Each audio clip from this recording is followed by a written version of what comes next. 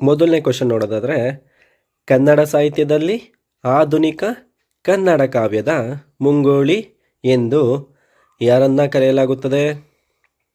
ಕನ್ನಡ ಸಾಹಿತ್ಯದಲ್ಲಿ ಆಧುನಿಕ ಕಾವ್ಯದ ಮುಂಗೋಳಿ ಎಂದು ಯಾರನ್ನ ಕರೆಯಲಾಗುತ್ತದೆ?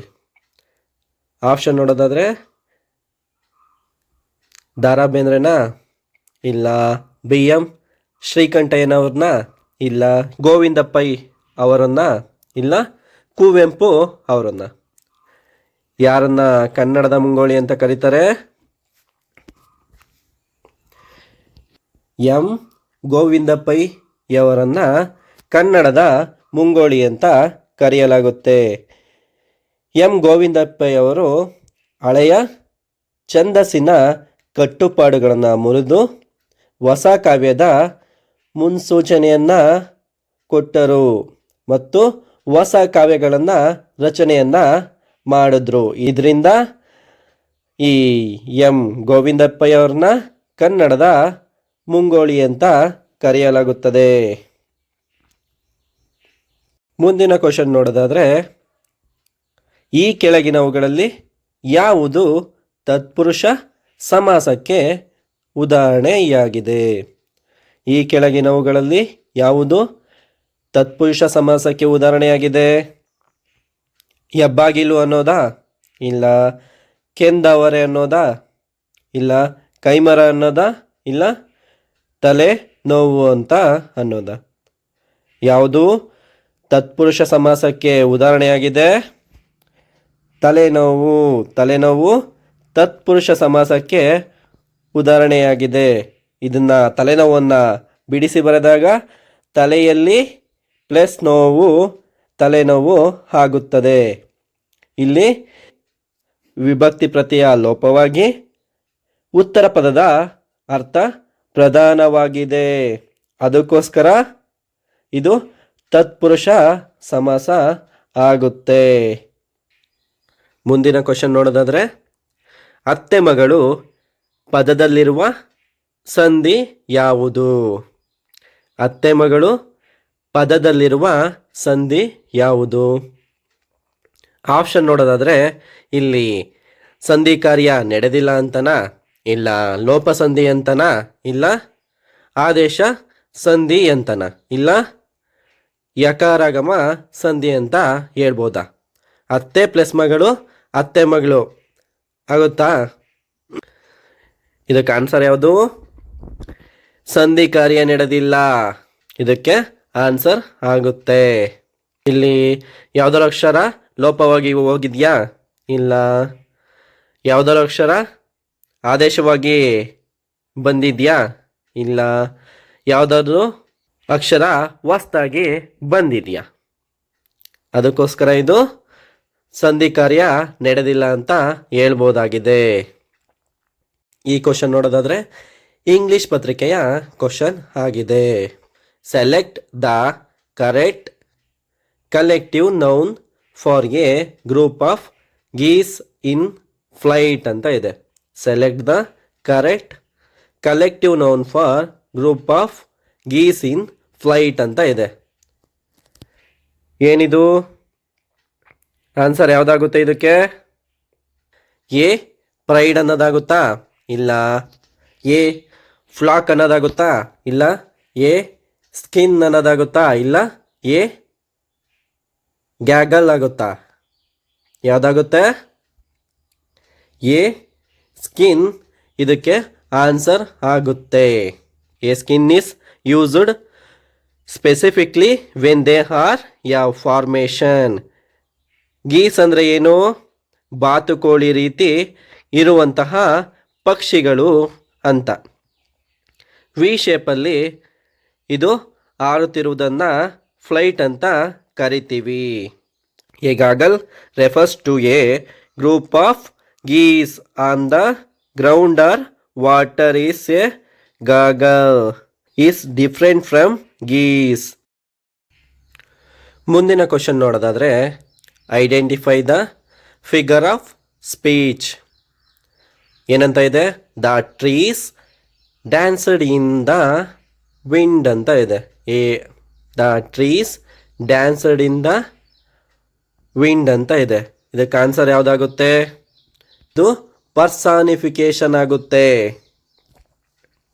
ಪರ್ಸಾನಿಫಿಕೇಶನ್ ಅಂದರೆ ಸಾಮಾನ್ಯ ವಸ್ತುಗಳಿಗೆ ಅಥವಾ ಸಾಮಾನ್ಯ ಸಂಗತಿಗಳಿಗೆ ವ್ಯಕ್ತಿಗಳ ಗುಣಗಳನ್ನು ಏನು ಕಂಪೇರ್ ಮಾಡುವುದನ್ನು ಏನಂತ ಕರಿತೀವಿ? ಪರ್ಸಾನಿಫಿಕೇಶನ್ ಅಂತ ಕರಿತೀವಿ. The trees danced in the wind. ಗಾಳಿಯಲ್ಲಿ ಮರಗಳು ನೃತ್ಯ ಮಾಡಿದವು. ಡ್ಯಾನ್ಸ್ ಮಾಡೋದು ಮರದ ಗುಣನ ಅಲ್ಲ ಅಲ್ವಾ? ನೆಕ್ಸ್ಟ್ ಕ್ವಶನ್ ನೋಡೋದಾದರೆ, choose the correctly punctuated sentence ಅಂತ ಇದೆ. ಡಿ ಆಗುತ್ತೆ ಅಲ್ವಾ? ಪಂಚುಯೇಷನ್ ಯಾವ್ಯಾವ? Single marks on your exam, keep this your mind. Punctuation marks are very important on your exam. ಮುಂದಿನ ಕ್ವಶನ್ ನೋಡೋದಾದರೆ, ಹೇಳಿಕೆ 1. ಪಿಯಾಜೆ ಯವರ ಪ್ರಕಾರ ಜ್ಞಾನಾತ್ಮಕ ವಿಕಾಸವು ಹಂತ ಹಂತವಾಗಿ ನಡೆಯುತ್ತದೆ. ಇದು ಒಂದನೇ ಹೇಳಿಕೆಯಾಗಿದೆ. ಹೇಳಿಕೆ 2. ಕಲಿಕೆಯು ವಿಕಾಸವನ್ನು ಅನುಸರಿಸುತ್ತದೆ. ಕಲಿಕೆಯು ವಿಕಾಸವನ್ನು ಅನುಸರಿಸುತ್ತದೆ ಅನ್ನೋದು ಎರಡನೇ ಹೇಳಿಕೆಯಾಗಿದೆ.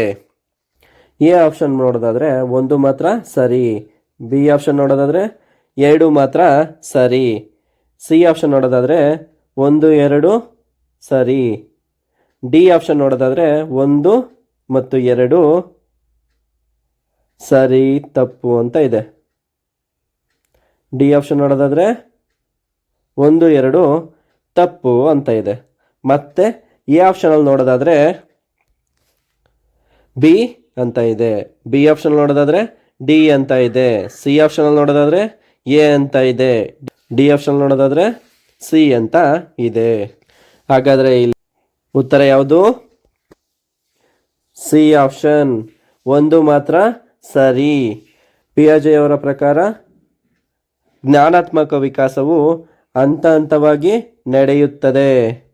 ಮಗುವು ಜ್ಞಾನದ ನಿರ್ಮಾತೃ ಅಂತ ಕರೀತಾರೆ ಮತ್ತು ವಿಕಾಸವು ಕಲಿಕೆಗಿಂತ ಮೊದಲೇ ಸಂಬಂಧಿಸಿರುತ್ತದೆ ಎಂದು ವಾದವನ್ನು ಈ ಪಿಯಾಜೆಯವರು ಮಂಡನೆಯನ್ನು ಮಾಡಿದ್ದಾರೆ. ಮುಂದಿನ ಕ್ವಶನ್ ನೋಡೋದಾದರೆ, ವೈಗೋಡ್ಸ್ಕಿಯವರ ಪ್ರಕಾರ zone of proximal development ZPD ಅಂದರೆ ಎ ಆಪ್ಷನಲ್ಲಿ ನೋಡೋದಾದರೆ ಮಗುವು ತಾನಾಗಿಯೇ ಮಾಡಬಹುದಾದ ಕೆಲಸಗಳ ವ್ಯಾಪ್ತಿ ಅಂತನಾ? ಇಲ್ಲ, ಮಗುವು ಇತರರ ನೆರವಿನಿಂದ ಸಾಧಿಸಬಹುದಾದ ಮತ್ತು ಸ್ವತಂತ್ರವಾಗಿ ಮಾಡಬಲ್ಲ ಕಾರ್ಯಗಳ ನಡುವಿನ ಅಂತರ ಅಂತನಾ? ಇಲ್ಲ, ಶಿಕ್ಷಕರು ನೀಡುವ ನೇರ ಬೋಧನೆ ಅಂತನಾ? ಇಲ್ಲ, ಡಿ ಆಪ್ಷನಲ್ಲಿರುವಂತಹ ಮಗುವು ಎಂದಿಗೂ ಕಲಿಯಲಾರದ ಹಂತದಲ್ಲಿದೆ ಅಂತನಾ? ಎ ಮಾತ್ರ ಸರಿನಾ? ಇಲ್ಲ. ಬಿ ಸರಿನಾ? ಇಲ್ಲ. ಬಿ ಸಿ ಸರಿನಾ? ಇಲ್ಲ. ಡಿ ಮಾತ್ರ ಸರಿಯಾಗಿರುತ್ತಾ? ಯಾವುದು? ಬಿ ಮಾತ್ರ ಸರಿಯಾಗಿದೆ. ಮಗುವು ಇತರರ ನೆರವಿನಿಂದ ಸಾಧಿಸಬಹುದಾದ ಮತ್ತು ಸ್ವತಂತ್ರವಾಗಿ ಮಾಡಬಲ್ಲ ಕಾರ್ಯಗಳ ನಡುವಿನ ಅಂತರ ಅನ್ನೋದು ಇಲ್ಲಿ ಸರಿಯಾಗುತ್ತೆ. ನಿರ್ದಿಷ್ಟ ಹಂತದವರೆಗೆ ನಾವು ಮಗುವಿಗೆ ಸಹಾಯವನ್ನು ಮಾಡಬೇಕಾಗುತ್ತದೆ. ಒಂದು ಮಗು ಸೈಕಲ್ನ ಹೊಡಿತಿದೆ ಅಂದರೆ ಕ್ಯಾರಿಯರ್ ಹಿಡಿದುಕೊಂಡು ಸಹಾಯ ಮಾಡುವ ರೀತಿ ಇದು ಝೋನ್ ಆಫ್ ಪ್ರಾಕ್ಸಿಮಲ್ ಡೆವಲಪ್ಮೆಂಟ್ ಆಗಿದೆ ಈ ZPD. ಮುಂದಿನ ಕ್ವಶನ್ ನೋಡೋದಾದರೆ, ಕೋಲ್ಬರ್ಗ್ ರವರ ನೈತಿಕ ವಿಕಾಸದ ಯಾವ ಹಂತದಲ್ಲಿ ಮಗುವು ಸಾಮಾಜಿಕ ಒಪ್ಪಂದ ಅಂದರೆ ಸೋಷಿಯಲ್ ಕಾಂಟ್ರಾಕ್ಟ್ಗೆ ಮಹತ್ವವನ್ನು ನೀಡುತ್ತದೆ? ಈ ಆಪ್ಷನ್ ನೋಡೋದಾದರೆ ಹಂತ 3ರಲ್ಲಿ ಉತ್ತಮ ಹುಡುಗ ಅಥವಾ ಹುಡುಗಿ ಧೋರಣೆ ಅನ್ನೋದ? ಇಲ್ಲ. ಹಂತ 5ರಲ್ಲಿ ಸಾಮಾಜಿಕ ಒಪ್ಪಂದ ಮತ್ತು ವ್ಯಕ್ತಿಗತ ಹಕ್ಕುಗಳು ಅಂತನಾ? ಇಲ್ಲ. ಹಂತ 6ರಲ್ಲಿ ಸಾರ್ವತ್ರಿಕ ನೈತಿಕ ತತ್ವಗಳು ಅಂತನಾ? ಇಲ್ಲ. ಹಂತ 4ರಲ್ಲಿ ಕಾನೂನು ಮತ್ತು ಸುವ್ಯವಸ್ಥೆ ಅಂತ ಆಗುತ್ತಾ? ಕೋಲ್ಬರ್ಗ್ ಅವರ ಪ್ರಕಾರ ನೈತಿಕ ವಿಕಾಸದ ಯಾವ ಹಂತದಲ್ಲಿ ಮಗು ಸಾಮಾಜಿಕ ಒಪ್ಪಂದಕ್ಕೆ ಮಹತ್ವ ನೀಡುತ್ತದೆ? ಬಿ ಆಪ್ಷನ್ ಇದಕ್ಕೆ ಸರಿಯಾದ ಉತ್ತರ ಆಗುತ್ತೆ. ಹಂತ 5 ಸಾಮಾಜಿಕ ಒಪ್ಪಂದ ಮತ್ತು ವ್ಯಕ್ತಿಗತ ಹಕ್ಕುಗಳು ಅಂತ ಇದೆ. ಇಲ್ಲಿ ನಿಯಮಗಳು ಸಮಾಜದ ಹಿತಕ್ಕಾಗಿರುತ್ತೆ ಅಂತ ಮಗು ನಂಬಿರುತ್ತೆ, ಮತ್ತು ಸಮಾಜದ ಹಿತಕ್ಕಾಗಿ ನಿಯಮಗಳನ್ನು ಇಲ್ಲಿ ಬದಲಾವಣೆ ಮಾಡ್ಬೋದು ಅಂತ ಮಗುವು ನಂಬಿರುತ್ತೆ.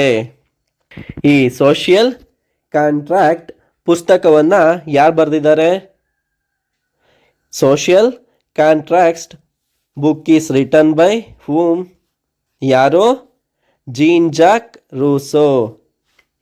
ಜೀನ್ ಜಾಕ್ ರೂಸೋರವರು ಈ ಸೋಷಿಯಲ್ ಕಾಂಟ್ರಾಕ್ಟ್ ಪುಸ್ತಕವನ್ನು ಈ ಜೀನ್ ಜಾಕ್ ರವರು ಬರೆದಿದ್ದಾರೆ. ಮುಂದಿನ ಕ್ವಶನ್ ನೋಡೋದಾದರೆ, ಭೌತಿಕವಾಗಿ ಹಿಂದುಳಿದ ಮಗುವಿನ ಬುದ್ಧಿಶಕ್ತಿ ಸೂಚ್ಯಂಕ ಸಾಮಾನ್ಯವಾಗಿ ಎಷ್ಟಿರುತ್ತೆ? 80ರಿಂದ 90 ಇರುತ್ತಾ? ಇಲ್ಲ. 70ಕ್ಕಿಂತ ಕಡಿಮೆ ಇರುತ್ತಾ? ಇಲ್ಲ.